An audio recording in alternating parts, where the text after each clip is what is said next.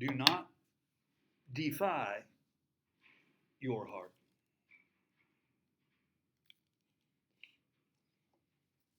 Why am I here?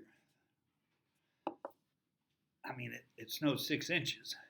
You can see some of that behind me. I live a half mile from campus, and walking here, I did not see anybody. It was 9 o'clock, 9:30. I didn't see one person. I didn't see one car, and that was one, two, three, four blocks, 4 or 5 blocks. It's a Friday.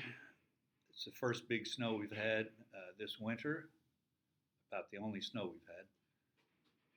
And it's treacherous, especially on the hills. This is the Ozarks. It's kind of treacherous. Um, but I was sitting at the apartment. It's like, man, I don't want to be in here all day long. And I like coming up here before the semester starts. Again, there's nobody here. I have this beautiful campus almost, but the library, these guys are working downstairs. I have this room to myself, and it'll change on Monday when the semester starts. So, you know how we do, we go through our heads, and we can all be kind of lazy. What was easier for me, just to stay at home or to walk up here? Yeah. It was easier just to stay at home. But right here, I could hear myself telling myself, man, let's go. It's Friday. The places where I get this opens at 7:30. I didn't even think they were going to be open on the weekend, but they'll be open at 10 Saturday and Sunday, and then Monday students start back. But I've had hip trouble, probably because I sit too much doing songs and internet. Then I get on my bike and I sit again. So, but walking up here with some books in my backpack and my laptop, maybe I should do that more often, even during the semester. Like I say, I think that opens at 7 starting on Monday. And this library opens probably around 7. Well, there's not going to be many people here. If I can get up and go, and get up here at 7, it'll still feel like I have my own space. Not quite the same.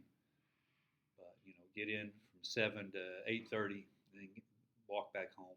We'll see what happens. Yeah, I walked up here with books. Do not defy your heart. I got into early America Revolution, actually before that, and I think we need to study before the Revolution, when the British and the French were fighting each other and trying to get land, and the Native Americans were on one side or the other. Many times they liked the French more because they weren't into the colonies. They were more into trading, and they came as traders.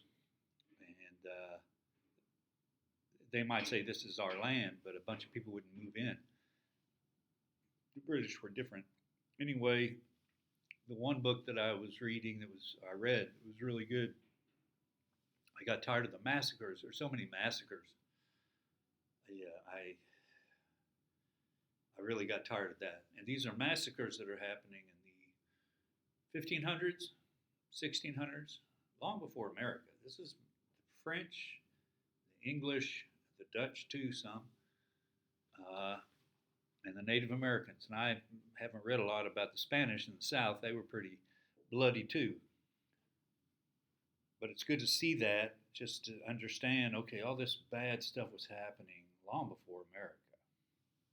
We did bad stuff too. Every country has. There's too many Republicans trying to whitewash everything, like everything was cool and slaves were happy and Native Americans were saved by Christianity. It's all a bunch of lies, a bunch of violence and murder and covetry, or covetous, wanting the land, taking the natives' land, saying, "This is our land." The king said, "This is our land." Natives going, "What do you mean? We've been here 1,000 years."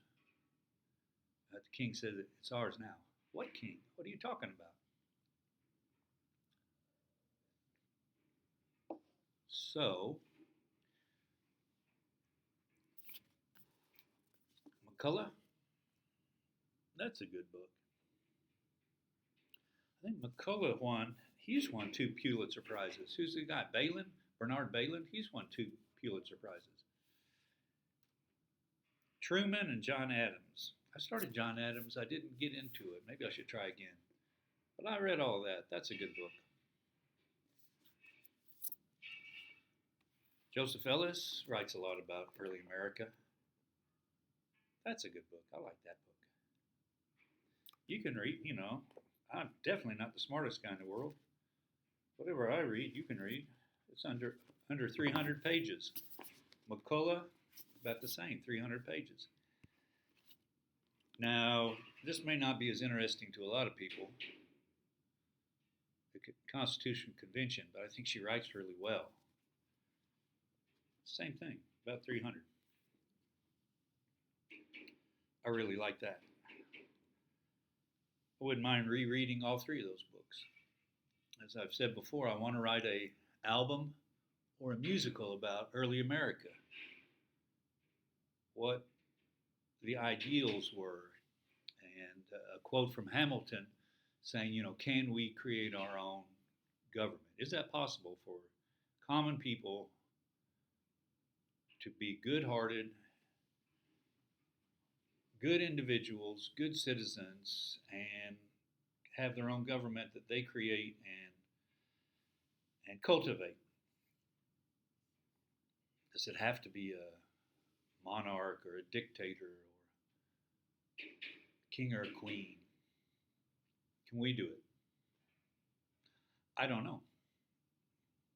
We're not doing the best job right now, us or most of the world. We elected a guy that lies a lot. There's terrible fires going on in California, and Trump is telling lies about, blaming the governor who he doesn't like, blaming, no compassion about, man, I'm so sorry. That's the first step he says, I'm sorry. What can we do to help? 10,000 buildings down, most of them homes, I guess. People losing their homes. What does the leader say? It's his fault, it's his fault, it's his fault.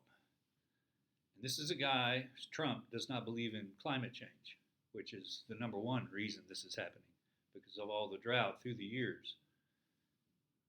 I think that area in California, it's the rainy season, I believe, and they've gotten 10% of what they usually get.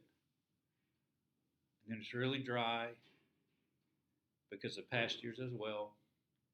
The fire sparks. Everybody wants to say, how did it start? It could start from lightning. The real problem is how dry the land is and how little water there is and how little rain. And then the Santa Ana winds of 80 miles an hour just blowing it everywhere. You can say, we're not prepared for it. How do you prepare for that? I live in the Ozarks. And if that happens here and it starts fires, how do you put out a fire in the Ozarks? You can take down certain trees, certain areas. I don't know if I'm not saying give up. I'm just saying we're not ready to deal with climate change. So we deny it. We just elected a guy that denies it, which is a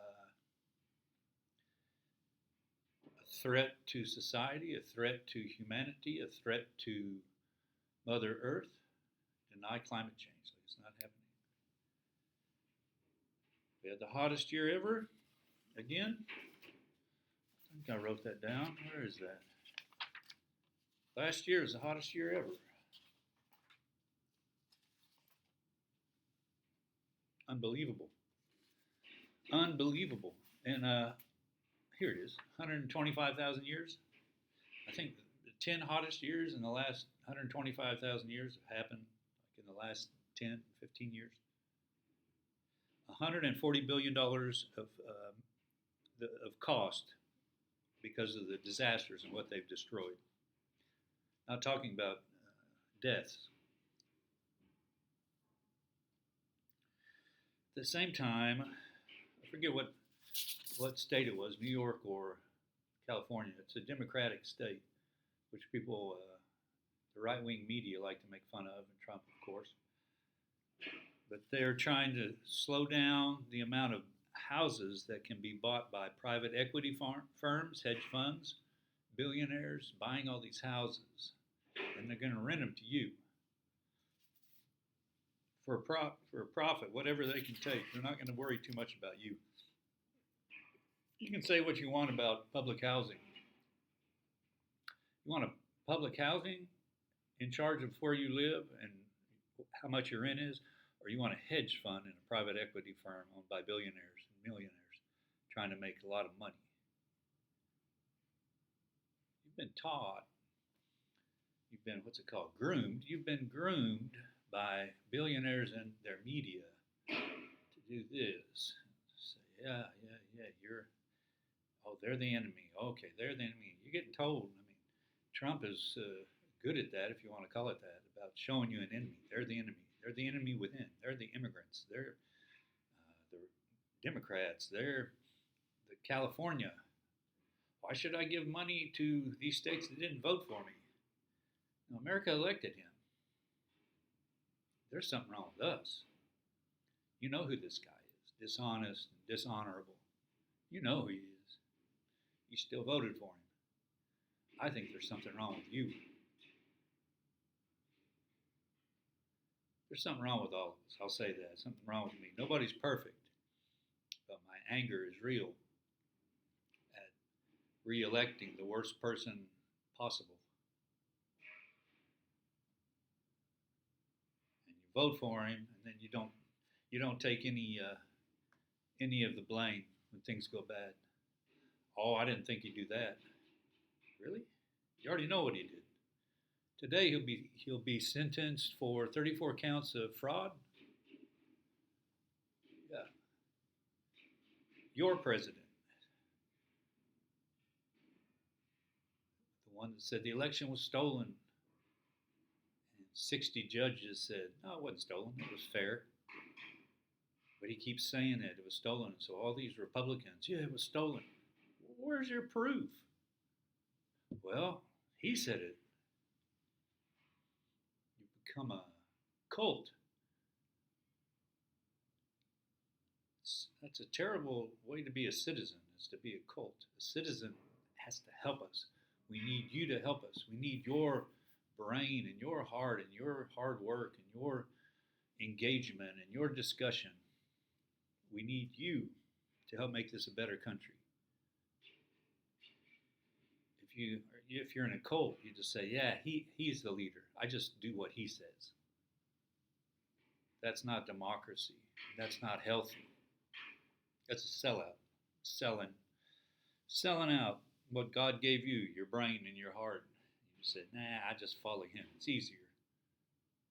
Yeah, but he lies and cheats and steals. Well, that's the way it is. Nah, that's not a good enough answer. We need to protect this beautiful place that we've been given.